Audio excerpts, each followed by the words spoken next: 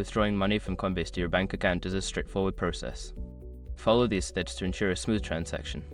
Step 1. Log into your Coinbase account. Visit the Coinbase website or open the mobile app and log in using your credentials. Make sure you have completed any necessary identity verification. Step 2. Navigate to the Portfolio section. Once logged in, go to the Portfolio section. This is where you can see your cryptocurrency holdings and the available balance for withdrawal. Step 3. Select the cryptocurrency to withdraw. Choose the cryptocurrency you want to convert to cash.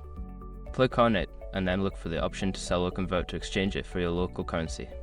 Step 4. Sell the cryptocurrency. Follow the prompts to sell your selected cryptocurrency. Enter the amount you wish to sell and confirm the transaction. The funds will be credited to your fiat wallet on Coinbase. Step 5. Withdraw to your bank account. Before filing a refund or dispute, use the s.com link in the description to open the refund dispute deadline calculator and confirm your deadline. After completing these steps, your funds will be on their way to your bank account. Be sure to check the processing times, as they can vary depending on your bank.